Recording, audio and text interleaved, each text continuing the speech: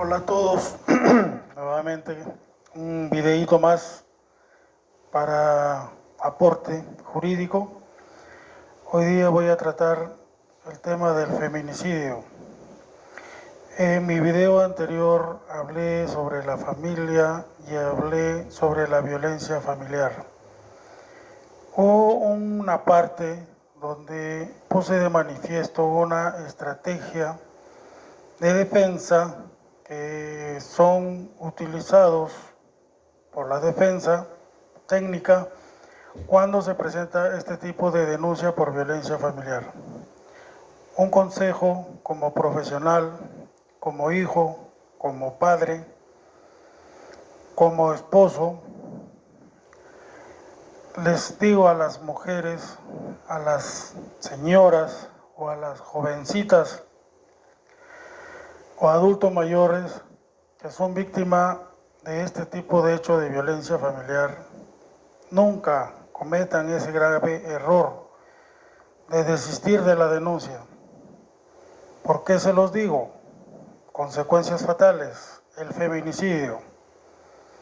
¿Qué ocurre o qué está pasando en nuestra sociedad en general con los casos de violencia familiar que son muy frecuentes, que se ven a diario, a cada minuto, en las dependencias policiales? La mujer, que siempre en su mayoría son las víctimas de violencia familiar, después que interponen su denuncia y la autoridad competente les entrega el oficio para que pasen el examen médico legal y para que se les practique la evaluación psicológica, estas no acuden a las instituciones competentes. ¿Qué es lo que hacen? Guardan el oficio, rompen el oficio, después ya con la acción que ellas han generado ante el aparato estatal que es la Policía Nacional, desisten de las mismas. Desistimientos que a la larga están dando autoridad al agresor, le están dando participación directa sobre su persona, le están dando una autoridad completa para que este agresor continúe haciendo o cometiendo actos de violencia contra su integridad física y contra su integridad psicológica. Violencia que no solamente va en agravio de la mujer, sino también de los hijos o de las personas que se encuentran ocupando dicho inmueble o dicha casa o dicha habitación, porque la mayoría, hay que reconocer, en nuestro Perú no contamos con domicilio conocido.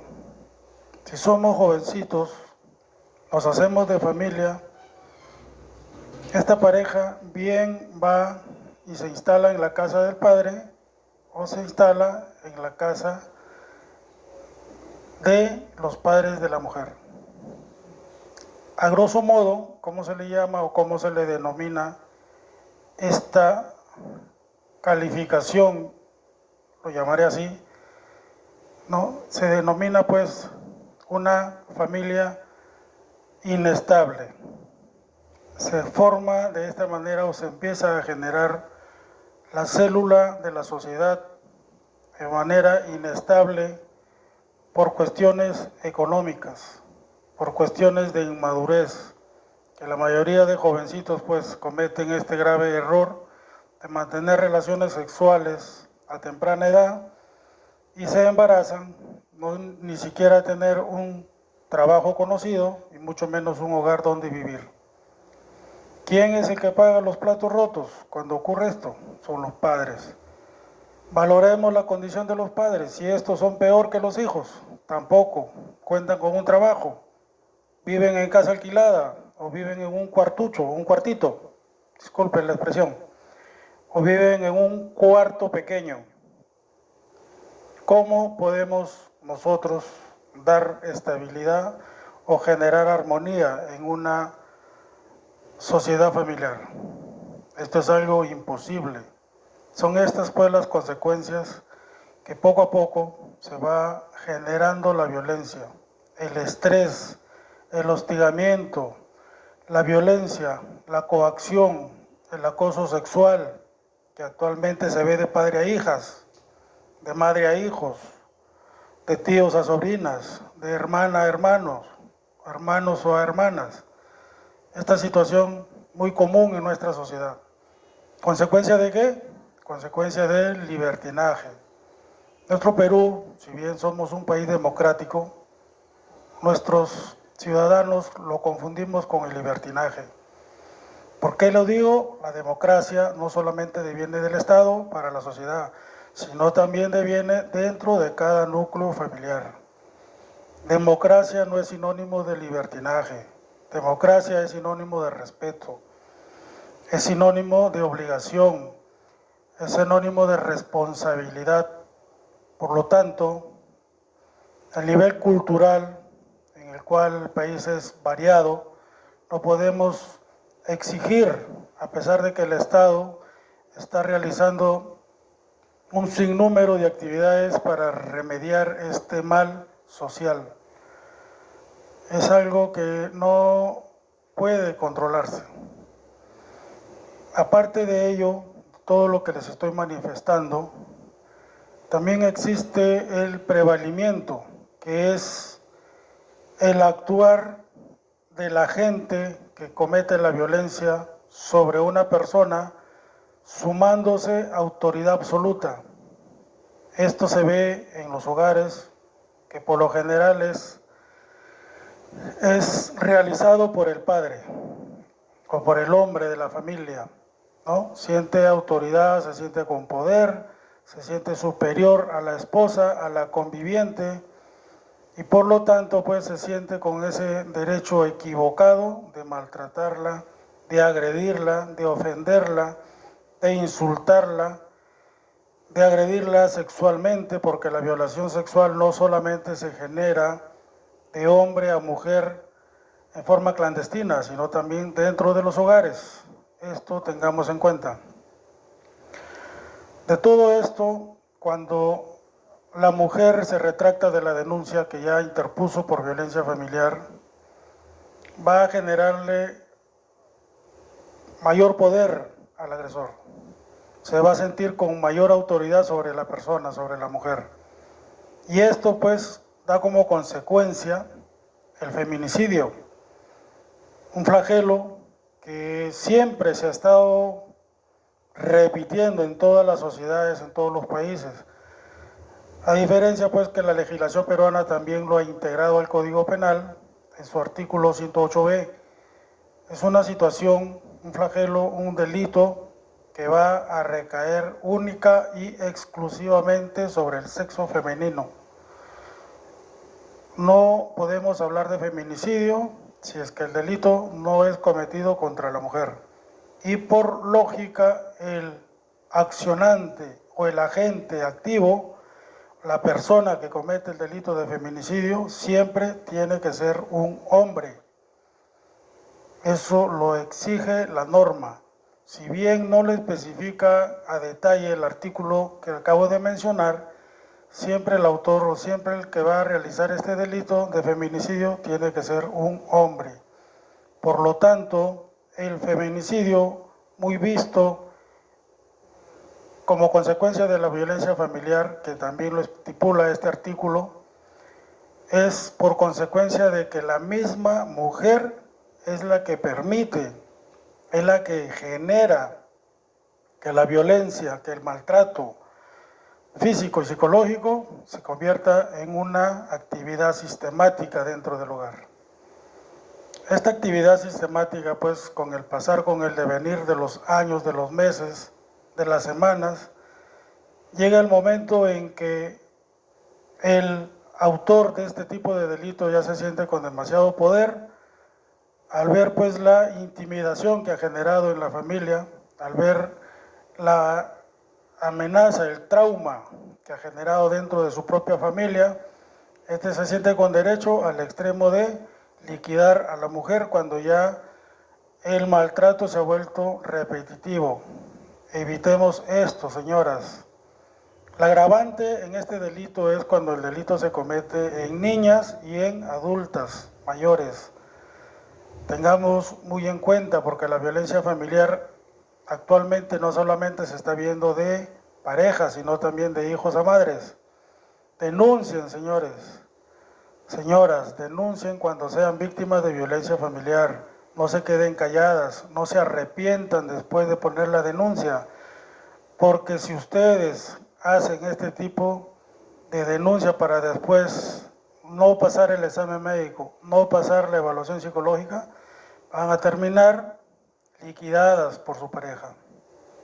Evitemos este tipo de vulneración a los derechos que en este artículo protege únicamente al sexo femenino como parte de género más débil en la humanidad.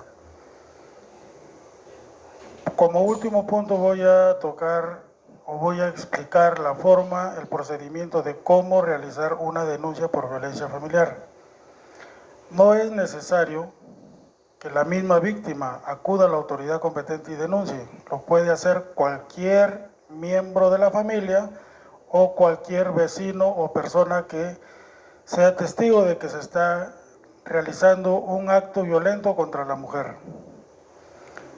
Después de poner la denuncia, no les recomiendo que ustedes, mujeres, se retracten de la denuncia.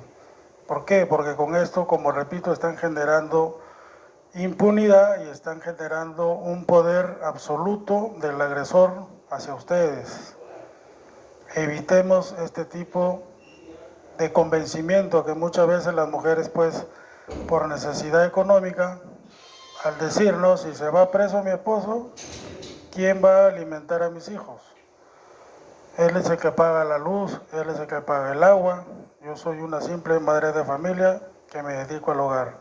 Lamentablemente esas son circunstancias que obligan en parte a la mujer también a retractarse de las denuncias.